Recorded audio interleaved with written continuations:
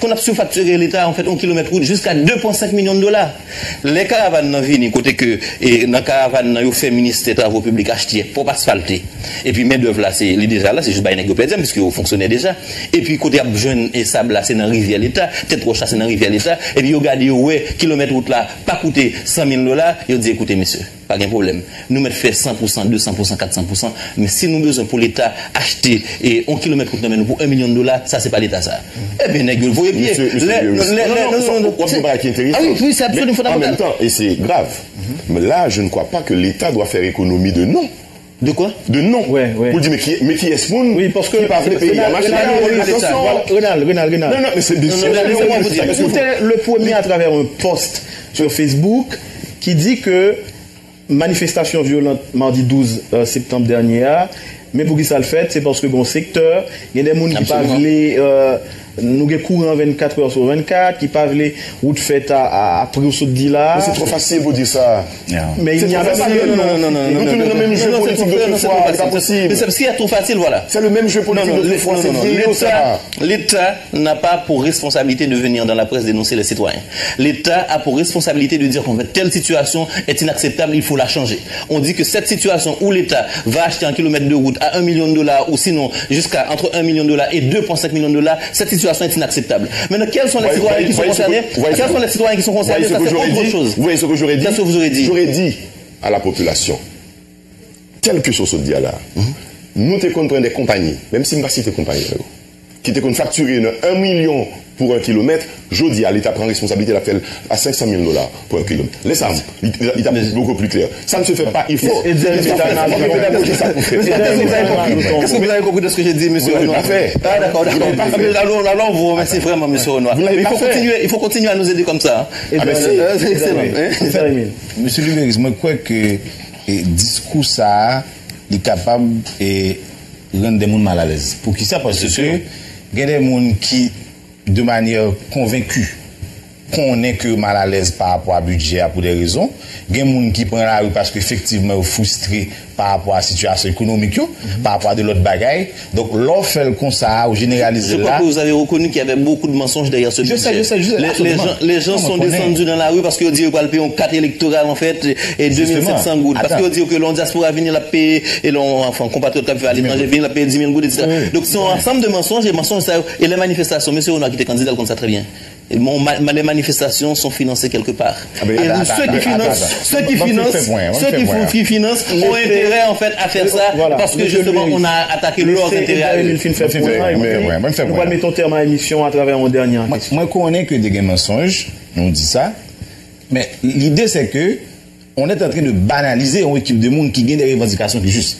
Là que nous totalement assimilons les questions à des revendications injustes ou pas. Peu importe. N'a pas assimilé totalement à des gens qui ont des intérêts économiques que nous ne pas jamais arrêter, nous ne pas sanctionner, que le pays n'a pas sanctionné, nous disons en général, de tout 30 ans et de transition. Donc cela veut dire que pour moi, c'est quand même assez malhonnête pour que des gens de manière. Vous trouvez malhonnête de dénoncer des gens qui sont pas sur l'État, monsieur Emile? Non, c'est pas ça, c'est pas ça. Malhonnête pour que des gens qui sortent de manière convaincue pour des bagailles que vous sentez que vous lisez par rapport à des bagailles soit qui étaient en manque d'informations parce qu'on leur a menti, monsieur Emile. Peu importe. Même pas qu'à assimiler tout le monde ça parce que bon monde qui ont été économique qui mettait au dehors. Donc c'est quand même dangereux de dire ça. Je fais une précision. Je dis que les gens qui manigancent, les gens qui en fait essayent de détourner l'attention de la population, ce sont des gens qui ont des intérêts en fait obscurs qui n'ont rien à voir avec le budget. Le citoyen lambda, par exemple, qui équipe mon arrêté, qui t'a crasé machine, qui supposait répondre devant la justice, mais mon ça yo, il dit c'est voyez non. Donc il même pour compte pas ou parce que ou arrêter. C'est de la justice en fait. Il dit la justice bien sûr. Mais en même temps, est-ce que moun ça pense que vraiment il y a conscience de l'impact c'est à faire? Non, ça qui intéresse c'est que gros monde qui comprend l'air qui veut le faire. Donc monde qui comprend l'air mais il cache derrière. Donc ça il faut que la population le sache. Discours ça ce qui est faux. Non, c'est pas ça. Il voulait dire que tout bas est correct. Donc c'est totalement manipulation. Je lui dis que mon équipe qui manipule les populations autour d'une question de budget et puis qui défend notre intérêt. Voilà, merci. Et Clarence Renoir, une dernière question. Si vous étiez président de la République et que vous aviez un budget tel qu'on l'a aujourd'hui, que feriez-vous? Qu'auriez-vous fait? Et que doit faire le président de la République, Jovenel Moïse? La lutte contre la corruption. Pour entrer plus d'argent dans les caisses de l'État. La corruption, c'est sur la frontière, par exemple. Lorsque vous quittez des monnaies importées, il y a 500 millions de dollars par année américains qui perdus sur frontière-là. Non, mais dessous, tu as un budget. Je vais te dire les sources pour trouver pour les recettes internes, justement. C'est là qu'on a cherché.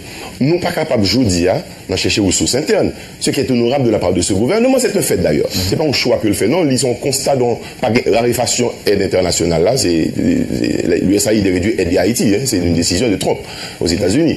On doit faire avec. Il faut aller chercher les recettes internes. Deux choses. Combattre la corruption. Aller chercher les sources d'imposition et de taxes qui sont frontières dans l'importation.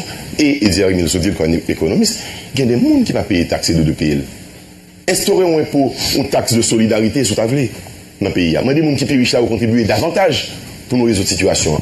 Parce que ça qui passe, dans le processus d'élaboration budget, et tant que nous avons essayé d'apprendre avec Christian Farel, la croissance, c'est pour un bagage qu'on fait justement en un soir. Long. Et c'est des décisions politiques qui prennent derrière lui. Et c'est peut-être ça, à mon avis, que ou mal interprété réaction populaire. Réaction populaire, là, ce n'est pas de la manipulation ni manœuvre politicienne. Il y a une réalité dans ce pays que nous refusons de garder en face. Et si nous ne pas garder la réalité, ça, nous ne pouvons pas prendre qui budget nous bien pour la République là, nous ne pouvons pas prendre chercher source d'impôts. Je vais prendre un simple exemple. Nous allons prendre un exemple ça. Lorsque nous disons il faut doubler par exemple les contraventions, les pénalités dans la contravention, mais qui est-ce qui paye les contraventions plus dans le pays? C'est les chauffeurs qui font une discipline, on n'est pas d'accord avec, pour le capable mettre un passager pour l'autre passager. Alors que l'autre monde qui passe dans l'autre machine, il ne pas frappé par contravention, ça, cher ami. Certainement, il ne pas frappé. Clarence Tonois, ou tu es président, ou tu as un budget comme ça, il faut tourner sous lui. Oui, il faut tourner sous lui. Parce qu'il faut entendre raison. Les gens ont suffisamment parlé. Le président aurait dû consulter plus large et la consultation doit aller non seulement au niveau des secteurs politiques du pays de l'opposition. Il faut construire ce budget aussi avec l'opposition. C'est pas sans l'opposition qu'il faut le construire. Nous allons finir dans ce sens-là pour me dire, puisque vous êtes à la fin de l'émission. Regardez ce qui a passé aujourd'hui en Équateur. Regardez ce qui est passé en Uruguay pour nous comprendre comment notre style de gouvernement, notre État fonctionne mal. En Uruguay, le président de la République a donné l'exemple. Ils vivent la CAELI, ils vivent non réduit pour ne pas dépenser en pile cob, pour faire austérité justement pour payer lui. Le Parlement ne peut pas s'ériger en riche dans un pays pauvre. Ça, c'est un premier problème. Regardez en Équateur ce qui se passe en Équateur. Le président actuel, Moreno, qui vient du même parti de l'ancien président, ou quand ça le fait, mais il y a attaqué monsieur dans la corruption, parce qu'il y a des bagailles de corruption qui étaient faites. Ici, on voit ça? Non. Il y a une tolérance de la corruption dans ce pays qui mène les pays à trop loin, tant que nous ne pas combattre feu au Sahel, nous allons avancer. Et Jérémy, président, malgré les bons côtés du budget, vous dites pas rejeter totalement, vous pensez qu'il t'a supposé retourner sur décision de publier? Il y a deux bagailles. D'abord, en considération constitutionnelle, en considération politique.